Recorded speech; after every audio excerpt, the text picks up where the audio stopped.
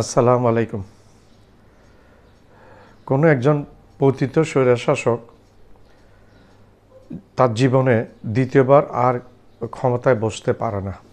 এটা বিশ্বের ইতিহাসে বিরল না, বিশ্বের ইতিহাসে নাই। বিরল কাকে বলে? যখন সামান্য কিছু থাকে, কিন্তু এটা বিশ্বের ইতিহাসে দ্বিতীয় একটা নজির নাই। যদি নজির থাকে কোনো একজন ডিক্টেটর ক্ষমতাচ্যুত হওয়ার পরে আবার ক্ষমতায় বসছে বিগত 100 বছরের ইতিহাসে, তাইলে একটু আমাকে জানাবেন দয়া করে। আমার অন্তত নজরে পড়ে নাই a fallen dictator never back in power again. পতিত স্বৈরশাসক কখনো আবার গদিতে ফিরে আসতে পারে না, ক্ষমতায় আসতে পারে না। স্বৈরশাসক কি? যাকে জনগণে পছন্দ করে না, জনসাধারণ যাকে পছন্দ করে না, সেই হচ্ছে স্বৈরশাসক। স্বৈরশাসক কখনো দ্বিতীয়বার ক্ষমতায় আসতে পারে নাই। সেটা আপনি ইরানের ইতিহাসে দেখেন রেজা শাহ পাহলভি, মিশরের ইতিহাসে দেখেন বাদশাহ ফারুক, তারপর বাংলাদেশের ইতিহাসে দেখেন জেনারেল হোসাইন মোহাম্মদ এরশাদ দ্বিতীয়বার ক্ষমতায় আসতে পারেনি। তারপর ফিলিপাইনে ফার্ডিনান্ড মার্কোস পতিত হওয়ার পরে আর ক্ষমতায় আসতে পারেনি। এরকম সারা বিশ্বে প্রচুর নজির আছে, এবং এটা নজির নাই যে দ্বিতীয়বার আবার ক্ষমতায় এসছে, পতিত হওয়ার পরে দ্বিতীয়বার ক্ষমতায় আসছে, এই নজিরটা কিন্তু নাই কোনো জায়গায়। সেই জন্য বললাম যে পতিত স্বৈরশাসক কখনো আবার ক্ষমতায় আসতে পারে না, এটা নজির নেই বিশ্বে। সুতরাং যারা পতিত স্বৈরশাসক আবার ফিরে আসবে ক্ষমতায় এসে আবার বসবে, এই দিবাস্বপ্ন যারা দেখে, তারা দিনের মধ্যে স্বপ্ন দেখা, রাত্রের মধ্যে স্বপ্ন দেখার মধ্যে পার্থক্য আছে।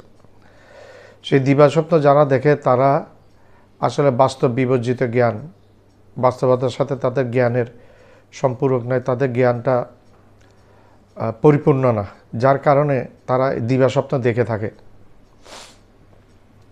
যার কারণে তারা দিবাস্বপ্ন দেখে থাকে, তারা ওই স্বপ্নটা পূরণ হয় না, তাদের পূরণ হবে না।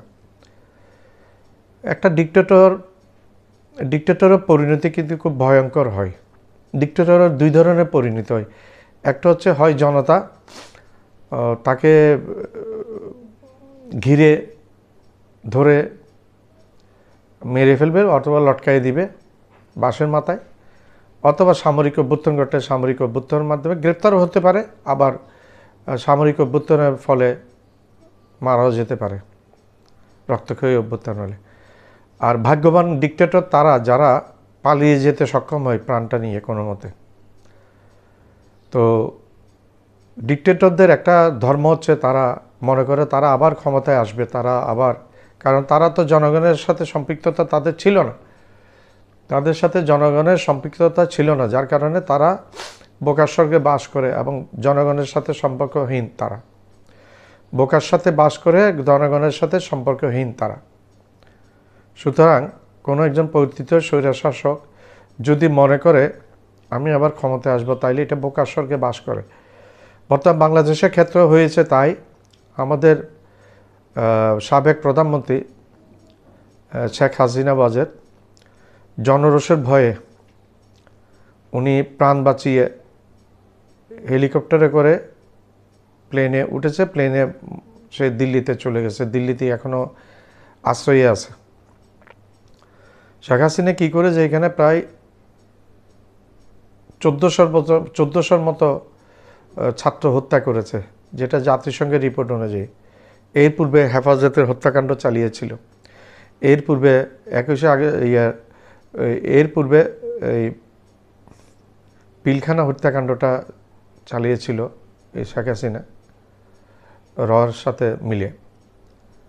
তখন সেনাবাহিনীর 56 জন চৌকস অফিসারকে মেরে ফেলা হয়েছে, বাংলাদেশ সেনাবাহিনীকে দুর্বল করে দেওয়া হয়েছে। এটা ভারতের চক্রান্তের প্রি প্ল্যান। আমাদের দেশটা স্বাধীন হয়েছে, সেটা আজকে 54 বছর পরে সেটা বলতে বাধ্য হচ্ছে। শেখ মুজিবুর রহমান কিন্তু দেশের স্বাধীনতা চায় না, চেয়েছিল যেহেতু মেজরিটি পেয়েছিল ইস্ট পাকিস্তানে, তো ইস্ট পাকিস্তান ওয়েস্ট পাকিস্তান মিলে শেখ মুজিবুর রহমান হবে প্রধানমন্ত্রী, এটাই ছিল স্বাভাবিক গণতান্ত্রিক নিয়মে। কিন্তু ডিক্টেটর ফ্যাসিস্ট জুলফিকার আলী ভুট্টোর মদতে প্রেসিডেন্ট আইয়ুব খান ভুল পথে চালিত হয়েছে। এরপরে জেনারেল ইয়াহিয়া খান ক্ষমতা নেওয়ার পরে তাকে ভুল পথে চালিত করেছে এবং 25শে মার্চ রাতে একটা ক্র্যাকডাউন করেছে জুলফিকার আলী ভুট্টোর মদতে ইয়াহিয়া খান। গোলটেবিল বৈঠকের নামে সময়ক্ষেপণ করে পাকিস্তানি আর্মি ভরে ফেলেছে ইস্ট পাকিস্তান তখনকার, এবং একটা ক্র্যাকডাউন করেছে, প্রচুর মানুষকে হত্যা করেছে এবং মহিলাদেরকে ধর্ষণ করেছে, যার কারণে বাংলার মানুষ একেবারে বিপক্ষে চলে গেছে এই ইয়াহিয়া খানের পাকিস্তানের বিপক্ষে, যার কারণে আমরা স্বাধীনতার পথ বেছে নিয়েছি। সেই সুযোগটা কিন্তু অনেক দিন ধরে চেয়েছিল। 1947 সালে 14ই আগস্ট পাকিস্তান স্বাধীন হয়েছে, 15ই আগস্ট ভারত স্বাধীন হয়েছে। দুইটি দেশ স্বাধীন হয়েছে, কিন্তু পাকিস্তান দুইটা অংশে ছিল, একটা ইস্ট পাকিস্তান আর একটা ওয়েস্ট পাকিস্তান। ইস্ট পাকিস্তানটা হচ্ছে বর্তমান বাংলাদেশ। তখন থেকে ভারতের নেতৃবৃন্দ নেহেরু এবং ইন্দিরা গান্ধী, তারা ভারতের নেতৃবৃন্দ তখন থেকে এটা সহ্য করতে পারছিল না। এই চক্রান্তের জালটা কিন্তু বিছিয়েছিল যে যেন দুইটা দেশ আলাদা হয়ে যায়। সেটা 1947 সাল থেকে তাদের চক্রান্ত, সেটা তারা কামিয়াব হয়েছে 1971 সালের 16ই ডিসেম্বর। এই দেশটা স্বাধীন করে দিয়ে তারা কামিয়াব হয়েছে। তাদের বিপক্ষে ছিল পাকিস্তান। পাকিস্তান একটা বড় শক্তি, তার দুই পাশে থাকবে, এটা সে সহ্য করতে পারে না। যেহেতু বঙ্গবন্ধু স্বাধীনতা চায় না একান্তভাবে, অপারগ হয়ে ওনাকে বাধ্য হতে হয়েছে এই রাস্তায় আসার জন্য। কারণ এর মধ্যে অনেক ছাত্র জনতা হত্যা করে ফেলেছে, অনেক মা বোনদের ইজ্জত হানি হয়েছে, অনেক লক্ষ লক্ষ লোক মেরে ফেলেছে পাকিস্তান সেনাবাহিনী 9 মাসের যুদ্ধের মধ্যে। 25শে মার্চে তো একটা করেছে, এরপরে 9 মাসের যুদ্ধের মধ্যে করেছে, যার ফলশ্রুতিতে ভালো হয়নি। 93,000 সৈন্য ভারতীয় সৈন্যদের কাছে অস্ত্র জমা দিতে হয়েছে, পদত্যাগ করতে হয়েছে এবং সারেন্ডার করতে হয়েছে, যেটা বিশ্বের ইতিহাসে নাই। পাকিস্তানের মতো একটা দেশের এরকম চৌকস সেনাবাহিনী বিশ্বের ইতিহাসে নাই যে 93,000 সৈন্য অ্যাট এ টাইম ভারতীয় সৈন্যের কাছে আত্মসমর্পণ করেছে। সেখানে আরও একটা চাল খেলেছে, কোনো বাংলাদেশের কাছে আত্মসমর্পণ করতে দেয় না ভারতীয়রা। জেনারেল এম.এ.জি. ওসমানী ছিল তখন সিনিয়র অফিসার, ওনাকে আসতে পর্যন্ত দেওয়া হয়নি ভারতের কূট চক্রান্তে। তো আমরা যেটা বলবো, 71 সালে আমরা পুরোপুরি পাকিস্তান থেকে স্বাধীন হয়েছে, কিন্তু আমরা ভারতের চক্রান্তের ভিতর ঢুকে গেছি, ভারতের অঙ্গরাজ্যে পরিণত হয়েছিলাম। 2024 সালের 5ই আগস্ট আমরা স্বাধীনতা লাভ করেছি পুনর্বার। এটা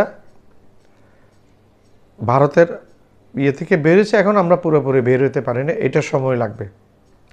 পুরো জঞ্জাল ভারতীয় দালাল, ভারতীয় কোলাবোরেটর মুক্ত করতে অনেক সময়ের ব্যাপার আছে। সুতরাং আমি আবার পূর্ব প্রসঙ্গে এসে যাই, কোনো একজন ডিক্টেটর পতিত হওয়ার পরে আবার ফিরে আসবে না।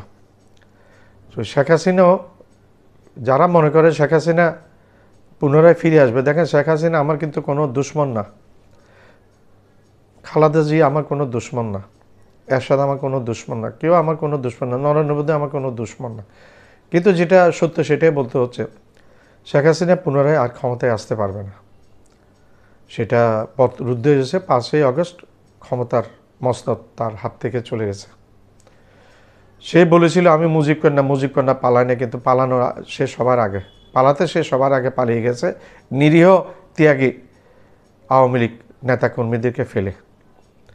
চোর বাটপার যেগুলো সবাই আগে পালায়ন করেছে। ধন্যবাদ।